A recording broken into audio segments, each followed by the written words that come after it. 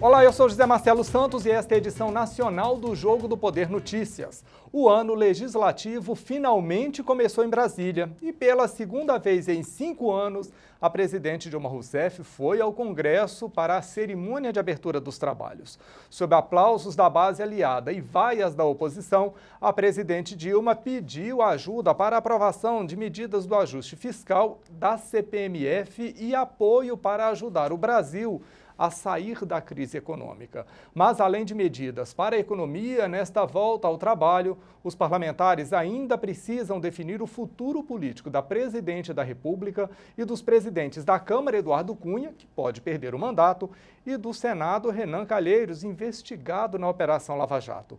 É sobre tudo isso que eu converso hoje com o líder do governo na Câmara, José Guimarães, do PT do Ceará. Boa noite, deputado. Muito obrigado por estar aqui de volta. A gente não conseguiu no fim do ano, mas que bom que a gente pode começar falando de perspectivas para esse início de ano legislativo. Como é que o senhor avalia a receptividade da presidente Dilma Rousseff na terça-feira na Câmara? Primeiro que a ida dela ao Congresso foi muito importante, foi um gesto que sinaliza um diálogo, virar a página, fazer com que o Congresso busque o caminho do diálogo para votarmos as matérias que interessam ao país. Foi esse o gesto da presidenta Dilma. Evidentemente que ocorreram algumas vaias, eu diria os mal-educados, porque esses momentos são os momentos próprios do parlamento, é um momento institucional. Você não pode, como eu vi, deputado dando as costas para a presidente da República, para o presidente do Senado. Não são populares, né? São detentores de mandato. São detentores de mandato. Nem deveriam fazer isso, deveriam ser um pouco mais, pelo menos, civilizados e conviver democraticamente com a diferença. Esse tipo de conduta é o oposto daquilo que nós construímos no Brasil, que é a democracia.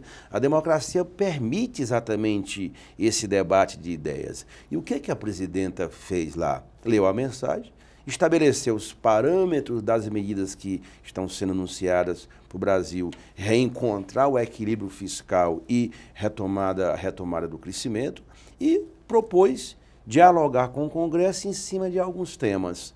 DRU apresentou a desvinculação das receitas da União. Vamos explicar o que é a DRU? O que é essa desvinculação? A DRU você estabelece que a proposta nossa do governo, tanto a União como os estados e os municípios podem desvincular até 30% de suas receitas. Ou seja, é uma margem fiscal que o governo tem, qualquer governo tem que ter para fazer frente à turbulências, pode remanejar recursos de um canto para outro, naquilo que são despesas discricionárias. É bom lembrar que a União, o governo federal, o orçamento é quase todo vinculado. Só tem 8,5% do orçamento que não é vinculado. São as chamadas despesas discricionárias. O governo pode botar num canto, tirar do canto e colocar no outro. Então, você precisa fazer essa desvinculação.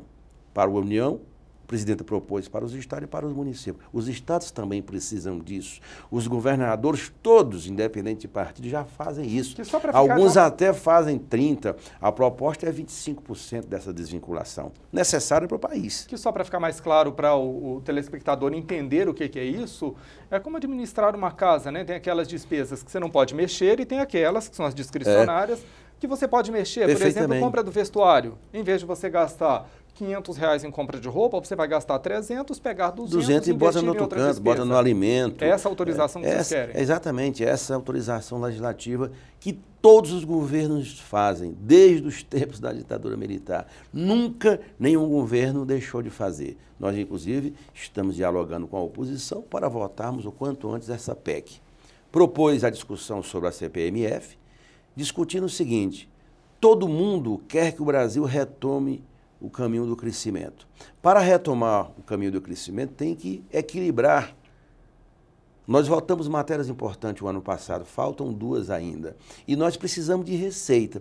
Como é que nós vamos manter os programas sociais, os programas de proteção social? Como é que nós vamos manter os níveis de emprego no Brasil? Como é que você retoma o crescimento se você não aumenta o investimento público? Você tem que ter um orçamento equilibrado. A crise mundial e a crise interna de 2015 e 2016, ela colocou um problema fiscal, o déficit da Previdência e tudo. Aí... Então, o que o governo está propondo, Marcelo?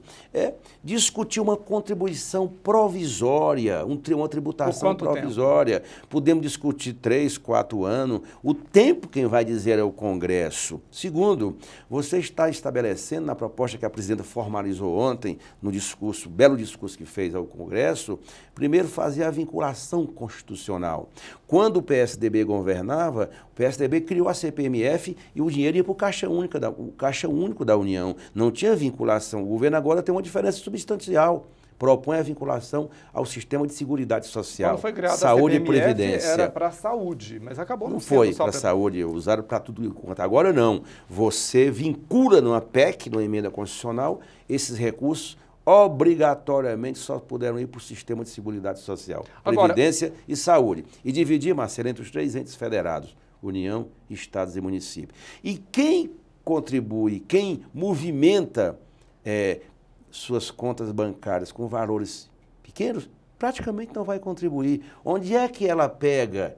É quem tem grandes movimentações financeiras no país. Aí sim a contribuição é grande. Por exemplo, uma pessoa que movimenta R$1.000 em sua conta bancária, sabe quanto é que seria a contribuição se for aprovada a de 0,38? De quanto? R$3,80. Não é nem um cafezinho. Se você movimenta R$10.000 por mês, né? Por mês, sabe quanto é a contribuição? R$38. Agora, essa é uma contribuição então, que basicamente não tem como fugir dela. Não tem como fugir. Ela interdita os sonegadores. Agora, e a tributação de grandes fortunas, a taxação uma das outra grandes matéria. fortunas? Nós temos 3 matérias... Há quem diga que com essa taxação das grandes fortunas a gente não precisaria pagar CPMF. A CPMF seria um caminho mais fácil? Não, o caminho emergencial. Mas outras matérias precisam ser votadas. Por exemplo, nós temos para ser votada essa semana, não sei se vai dar, mas o esforço do governo é para votar a medida provisória 692. Sabe o que é? Atualmente, você paga quem tem ganho de capital, né? Exemplo, se você tem um imóvel e você vende no valor do imóvel para aquela venda, você teve um ganho grande, 500 mil, 1 milhão, 100 milhões. Sobre essa parcela, atualmente, o sistema tributário brasileiro, você paga 15%. O que o governo propôs através dessa medida provisória? Adotando o princípio da progressividade, as alíquotas variam de 15% a 30%. Quem movimenta pouco, paga pouco. Esse é um princípio da justiça tributária. Quem movimenta bilhões, paga mais. Agora, portanto, essa medida provisória, que é a tributação, a ampliação da tabela do imposto de renda para esses ganhos de capital, precisa ser votada. Então, são todas medidas factíveis. Não se está criando, não está se tributando a renda e nem salário. Nós estamos fazendo um processo que permita que todos colaborem com a saída desse momento de dificuldade que vive a economia brasileira. Agora, aquela reação que a gente viu no Congresso na terça-feira, ela sinaliza que há clima para votar e aprovar tudo isso que o governo pretende, precisa? Eu vi as seguintes manchetes nas principais jornais escritos. Dilma é vaiada no Congresso.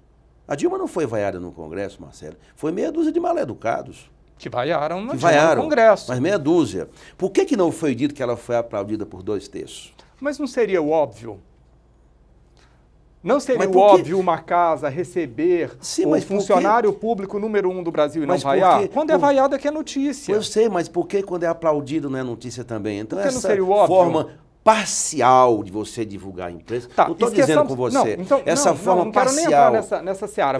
Vamos então para uma outra. Mas eu estou dizendo o seguinte, Marcelo, só para fechar isso, veja bem, a presidenta foi muito bem recebida no Congresso. Deveria ser enaltecido esse gesto da presidenta. Nunca um presidente, me parece, na República Democrática... Desde o José Sarney foi a primeira vez que o presidente... Isso é um gesto... Durante o governo foi lá. É um gesto mais do que evidente de que tem que ser o caminho do diálogo. Mas não é também um pedido de socorro depois de tantas derrotas no ano passado? Porque aí que eu queria mas primeiro nós não tivemos derrotas no ano passado. Vamos colocar as coisas no seu devido tempo. A situação no ano passado foi terrível para o governo. Mas o governo não perdeu uma na Câmara. Mas enfrentou, por exemplo, foi uma grande derrota para o governo a aceitação do pedido de impeachment contra o presidente Dilma Rousseff. Mas do ponto de vista das matérias, aí não foi. Primeiro que o pedido não foi aceito. Foi um ato unilateral de uma pessoa. Que eu quero falar ainda sobre uma ele. pessoa. O senhor está falando do presidente da Câmara, Eduardo Cunha. Uma pessoa não foi... Primeiro que a Câmara não aprovou impeachment ainda. Pelo contrário, o presidente decidiu monocraticamente. E a questão foi parar no Supremo Tribunal Federal, inclusive. Pois é, que foi parar Vamos no Supremo. Vamos falar um pouquinho sobre isso no próximo bloco? Eu estou só para concluir, dizer o seguinte, que realcemos bem esse gesto democrático da presidenta, que teve um valor político extraordinário para o Congresso. Histórico também. Histórico. Vou fazer um rápido intervalo comercial, mas retorno com o Jogo do Poder daqui a pouquinho, não saia daí.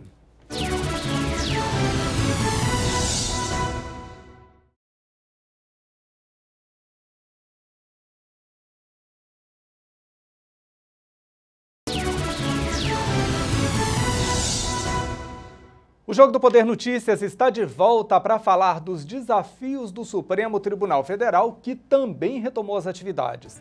É que, assim como deputados e senadores, os ministros do Supremo voltaram do recesso na terça-feira.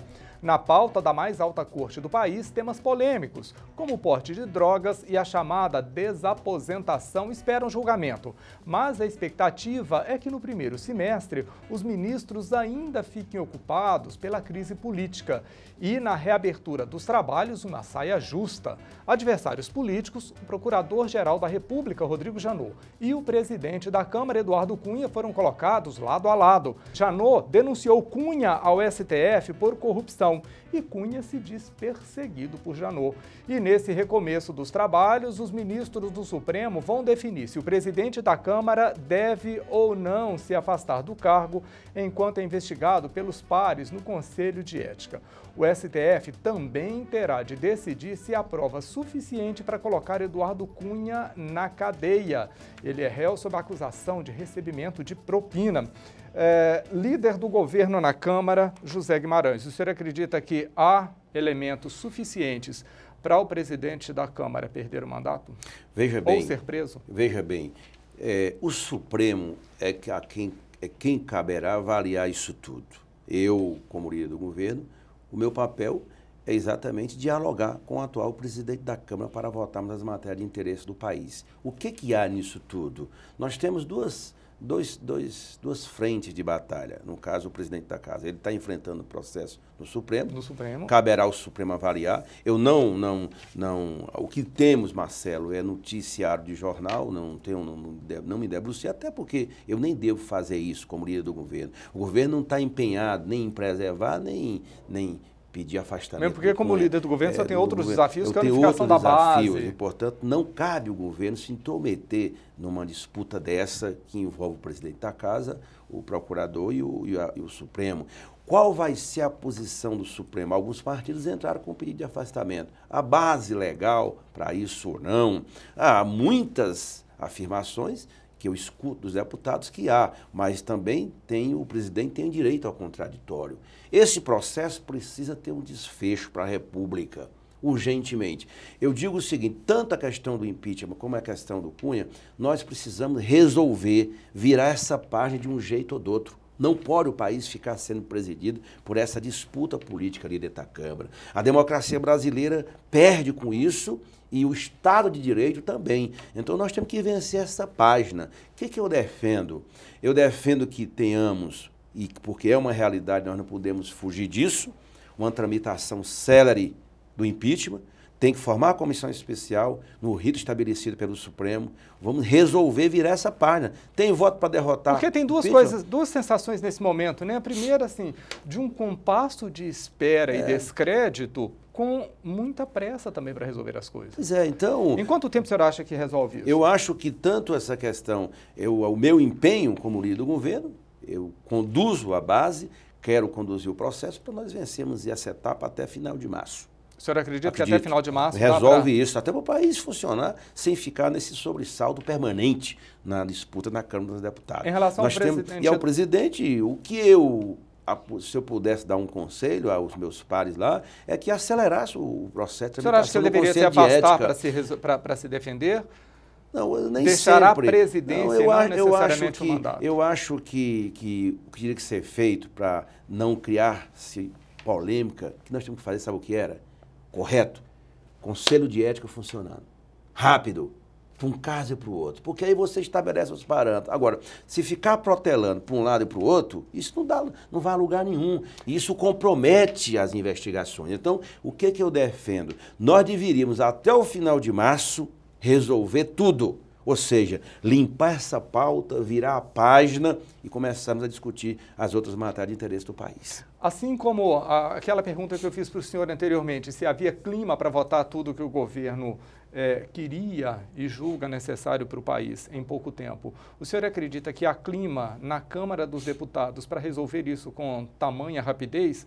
Porque, ao que parece, o Congresso foi tomado por um desânimo geral e as votações que a gente teve mais para o fim do ano mostraram que muita gente votou de acordo com interesses próprios, que não há compromissos de bancadas, que não há uma postura partidária muito bem definida. A situação do PT e PMDB acaba ilustrando bem isso. Ô Marcelo, na verdade, a crise existente é mais embaixo, na minha percepção. Onde ela é? É onde ela é. É a crise do chamado presidencialismo de coalizão.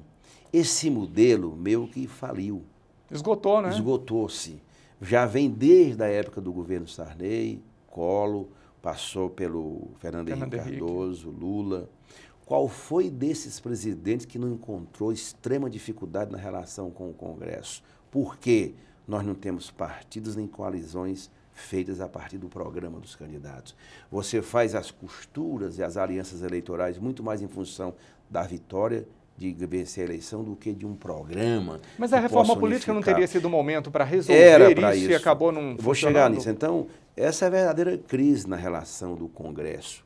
As bancadas, elas não se articulam a partir da identidade programática com o programa que está sendo executado, aquele que saiu da urna. Porque a democracia é assim. Quem vence nas urnas, o voto popular é definidor do processo de governo. E o governo executa um programa. O correto seriam as bancadas seguirem quem estava na coalizão, mas nem sempre é assim, muito pelo contrário. Os líderes, muitas vezes na Câmara, eu percebo isso, não conduzem suas bancadas, têm enorme dificuldade na manutenção dos votos. Como é que resolve isso? Eu acho que nós temos que só há um caminho, uma profunda e radical reforma política. Mas o Congresso não quis fazer reforma política. Prova disso é que não fez. As reformas que são feitas são pontuais, medidas pontuais, remendos, né?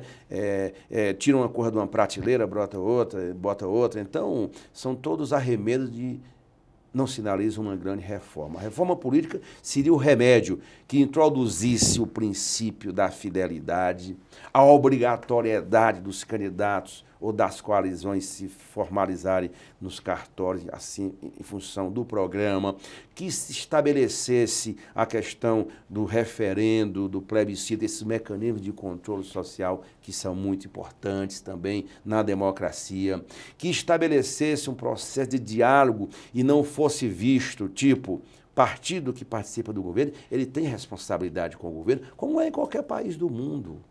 Né? Então, eu defendo uma alteração profunda desse modelo, mas é evidente que você não faz isso por decreto. Há que se conviver ainda com isso. E nós temos 3 anos de governo da presidenta Dilma, temos que fazer os consertos que são necessários, dialogar muito, que é o que nós temos feito na Câmara, e você sabe, Marcelo, que não tem sido fácil. É que essa é exatamente... É isso que eu estou querendo saber do senhor. É muito Como difícil. ser líder do governo num momento como este, em que o governo está fragilizado perante a opinião pública e nas relações com o Congresso e com partidos votando desta maneira quando os projetos vão para o plenário? Eu estou vendo que em 2016 há um clima melhor. A ida da presidenta ao Congresso é uma virada de página. Vamos ver se a gente acerta o passo, porque nós temos, em tese, a base, os partidos que compõem a base do governo, nós teríamos numericamente, quantitativamente, 345 deputados e deputadas. Veja só, 2/3 é 308. Se você põe uma quebra aí de 15%, já baixa para 230 e tantos. Porque sempre tem bancadas que votam 100% com o governo e tem bancadas que caem 40%. Então, você faz uma média, né? Você faz uma média E o governo hoje tem, evidentemente, dificuldade numericamente teria tranquilidade, mas não tem, porque para ter tranquilidade o governo precisa pelo menos ter 308 votos, que é a chamada votação de PEC. Isso tem que ser construído, depende. Cada votação de uma matéria importante ali dentro, Marcelo, é uma tourada.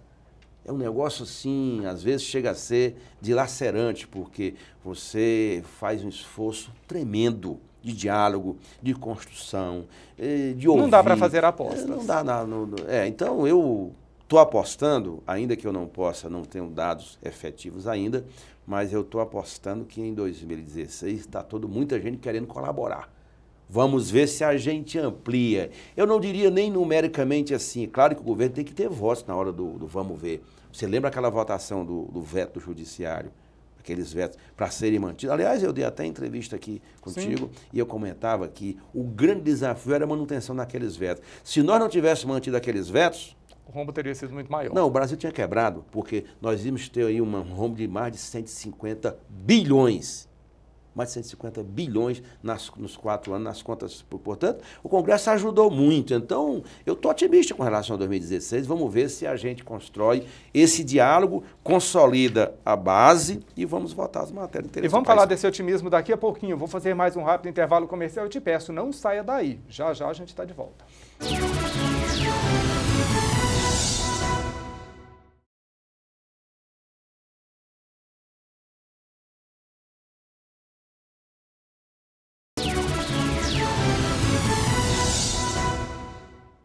Estamos de volta com o Jogo do Poder Notícias para falar mais um pouquinho do ajuste fiscal e deste fantasma da CPMF que ensaia a volta ao cotidiano dos brasileiros e da situação do ex-presidente Lula.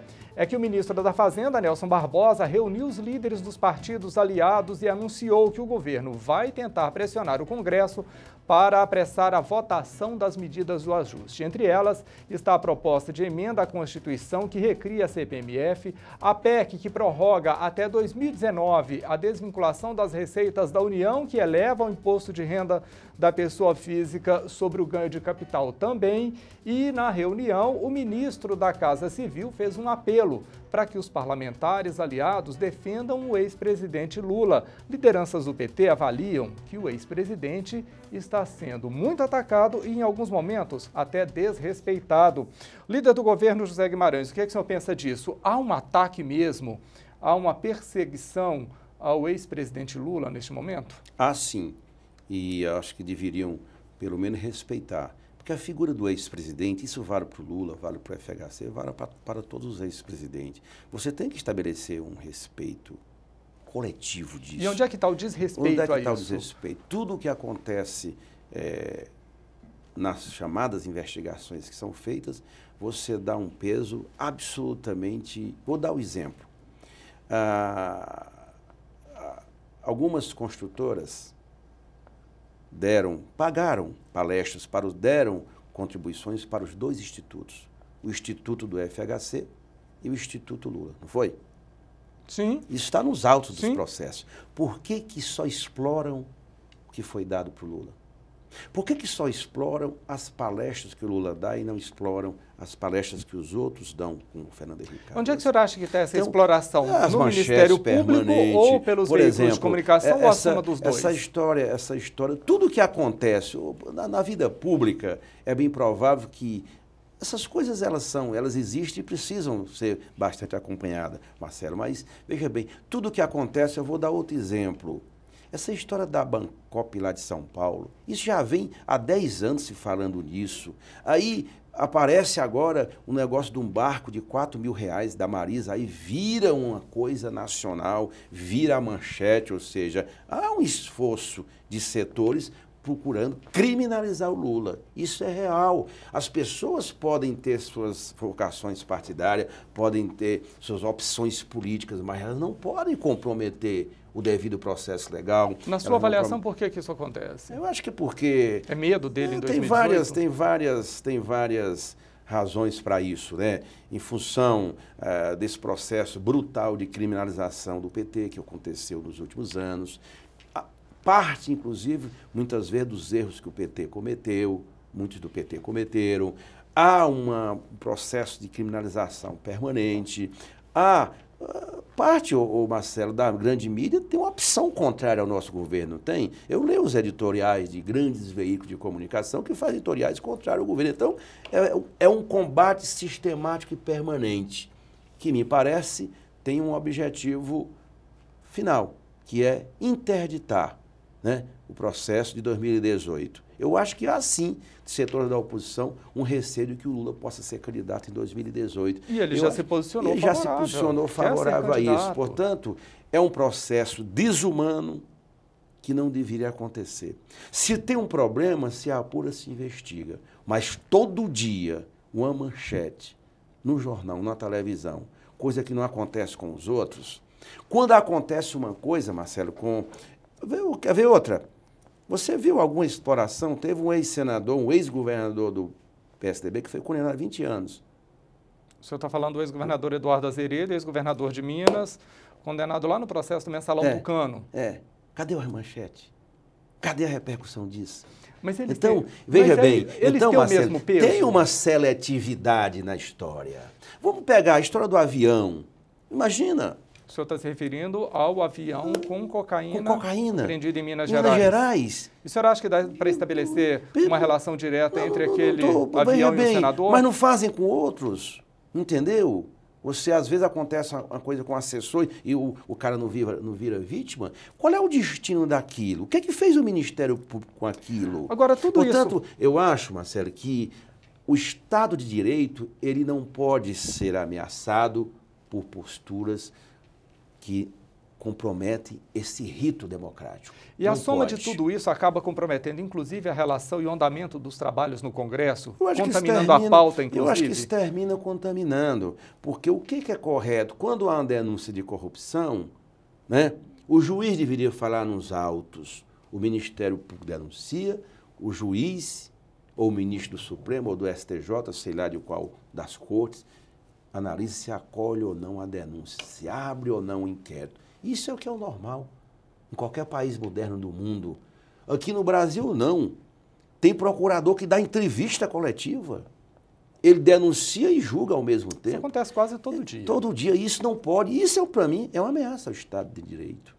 Porque o direito ao contraditório, o Ministério Público passou a atuar assim. Então, é claro que é uma instituição importantíssima para a democracia. É garantidor das liberdades e do direito, mas não pode ter isso, porque a postura de um ou outro compromete o parquê, como chamam, né? Mas nós não temos no então, Brasil, esses exageros, eles terminam comprometendo. Porque é o seguinte, você em qualquer denúncia, o fato de você estar se denunciado não significa que você é culpado.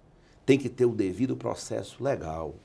Senão é a barbárie. O Estado de Direito é isso. Você tem que dar o direito do contraditório e estabelecer o trânsito em julgado. Infelizmente, a sociedade, por tudo que aconteceu no país, ela não aceita muito isso. Mas os defensores do Estado de Direito precisam defender isso, porque isso é fundamental para a garantia do direito. E o senhor entende que, nesse momento, esses defensores do Estado de Direito, eles não estão cumprindo com o papel deles? Não, eu acho que nós temos várias... Esses dias eu li um artigo muito forte do ex-governador Tarso Genro, que é um jurista de renome nacional. Eu acho que, felizmente, o Supremo tem sido um órgão, a nossa Suprema Corte tem muitas vezes feito a ordem e estabelece as regras, não pode ser do jeito que um ou outro quer. Então, eu acho que nós temos que aperfeiçoar esse sistema todo. Tem que ter limites, não para deixar de julgar, não para acobertar, mas para estabelecer limites, para você não ter o direito nem as garantias individuais aviltadas. Eu vou fazer mais um rápido intervalo comercial, mas daqui a pouquinho a gente está de volta com o Jogo do Poder. Não saia daí.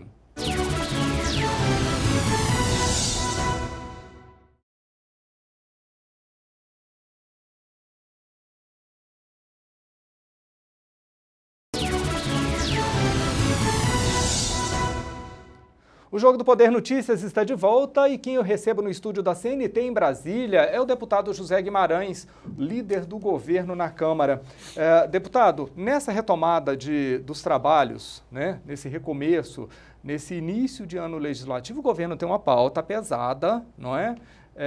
Num momento delicado. E o que o senhor elegeria como prioridade 1 para o governo conseguir aprovar logo de cara? Primeiro, nós temos que votar a medida provisória 692 e a 696. São duas medidas provisórias que integram, elas encerram aquele esforço fiscal de 2015. Virar a página. Nós vamos concluir a ideia, votarmos essas duas medidas provisórias e iniciarmos o debate sobre, no segundo tempo, após o Carnaval, da DRU e da CPMF.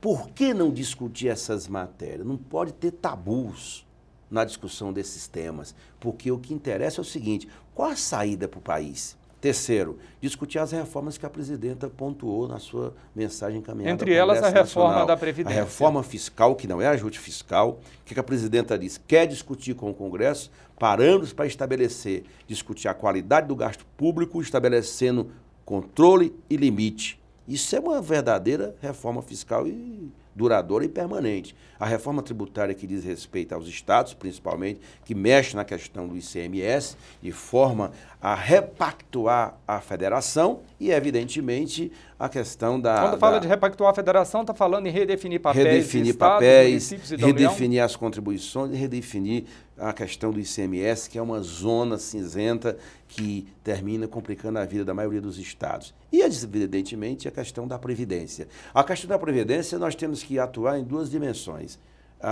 O fórum, aquele fórum quadripartido que tem as centrais sindicais, o governo não fará nenhuma reforma que retire direitos ou expectativas de direitos. Foi o que a presidente garantiu na fala dela. Portanto, se nós vencermos essa agenda, se nós consolidarmos a base e levarmos o Congresso para esse debate, inclusive com a oposição está nos ajudando na DRU, eu pretendo, pós-carnaval, me sentar com a oposição e discutir. Porque tem pontos comuns, não é possível que a oposição não tope sentar com o governo para discutir matérias que interessam ao país. Portanto, nós vamos sentar. Então, se a gente consolidar essa agenda, independente da divergência num ou no outro ponto, evidentemente que para nós é fundamental, para o país é fundamental. Ninguém, por exemplo, todo mundo não fica falando na reforma tributária. Qual é a reforma tributária que nós precisamos fazer? Não é questão desse governo, é de todo o país. Reforma da Previdência, como é que será feita? Qual o parâmetro disso? O Brasil mudou a expectativa de vida. Como é que você não adequa as regras? O governo já começa a sinalizar, inclusive, para homens e mulheres se aposentarem na mesma idade. Já começa a se discutir tudo isso. Qual é a opinião da oposição sobre isso? Qual que é a sua opinião sobre aposentadorias de homens e mulheres com a mesma idade? Eu acho que é uma opinião inicial. A questão de gênero no Brasil tem muito peso. Eu acho que nessa questão aí não deveria se mexer. Porque, evidentemente, eu estou dando uma opinião pessoal.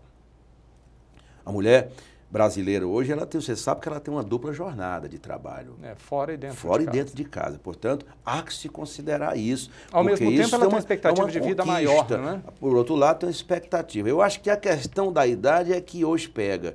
Mas nós temos que discutir essa questão da Previdência a partir de 85, 95, que é aquela fórmula que nós aprovamos o ano passado. E vamos discutir isso abertamente. Não tem essa de querer fazer reforma para prejudicar. Não. É melhorar o Brasil. Diminuir o déficit da Previdência. Como fazer isso? Se nós tivermos o amplo entendimento nacional que envolva centrais sindicais e Congresso Nacional. E melhorar o déficit da Previdência também não passa por redefinir qual que é o papel do Fundo da Previdência?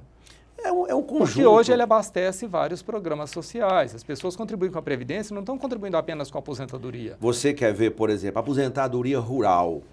O aposentado rural não contribui com a Previdência. É a Previdência que banca a aposentadoria rural. Na época, a oposição, que era o PSDB, queria desvincular isso. Eu não acho isso conveniente, porque o aposentado rural, se desvincular da Previdência, ele não vai ter os aumentos, nem ter direito a 13º, enfim. Né? Então, é um conjunto de questões que estão em jogo, e nós precisamos discutir sem preconceito, sem tabus. Abrir o diálogo com a sociedade, com os movimentos sociais e com o Congresso, sem preconceito da opinião diferente. Porque esse é o segredo da democracia, é o direito ao contraditório, é o direito às pessoas opinarem e, na divergência, buscarmos o consenso. Por exemplo, quando a gente discute... Eu vou pegar o exemplo dessa última quarta-feira. Tem uma medida provisória que tem pelo menos 4 grandes propostas embutidas nela, que é a da elevação da tributação para o ganho de capital. Tem a proposta do governo que estabelece uma alíquota com o princípio da progressividade, que vai de 15% a 30%. O relator, o PLV aprovado, tendo como relator o senador Tasso Gereissati, mudou essas faixas, ampliou, diminuiu para uns... E aumentou para outros. Não, é o seguinte, estabeleceu valores maiores para essas alíquotas. Tem uma outra proposta, que é do PSOL, que eleva de 15% a 50%. E tem uma proposta do DEM que altera, está na média. A proposta do governo significa uma arrecadação de 1,8 bilhão nas contas desse ano. A do senador Tasso, 1 bilhão. Reduz 800 milhões. E essa do Mendonça, do deputado Mendonça Filho do DEM, vai para 1.400. Então, o que se tem que fazer com essas 4 propostas? Buscar o meio termo. Nem é tudo do lado de cá e nem é tudo do lado de lá. É a média necessária. Mas está fácil buscar meio termo nesse momento? Eu acho que em algumas matérias dá. Tá, eu estou citando esse exemplo. Porque o senhor estava dizendo... Eu vou buscar o entendimento nesse sentido, dessa medida provisória 692. Ou quando nós votamos a repatriação também, nós buscamos o entendimento. Porque também não pode ser assim, né, Marcelo? O governo manda a mensagem, a matéria, e vamos votar do jeito que vem? Não, a matéria pode ser durante muito tempo construída, foi assim, não é? Mas não é mais, as coisas mudaram. Hoje o Congresso está mais atuante, o Congresso quer ser mais protagonista. O governo está mais maleável? E o governo está muito aberto. Esse foi o tom do discurso da presidenta Dilma no Congresso. Diálogo, respeito às opiniões diferentes e a busca de consensos nos dissensos. Como sempre, falta um bloco para um programa com o senhor, né? Eu queria te receber aqui de novo e dessa vez não vamos esperar o fim do ano. Por isso que eu vim antes, porque depois do carnaval a coisa pega na Câmara, né? Obrigado pela entrevista, obrigado por estar aqui. Você, obrigado pela audiência, viu? Eu vou ficando por aqui, mas o nosso próximo encontro já está marcado. Na próxima quinta-feira, 11 da noite, logo depois do CNT Jornal. Até lá.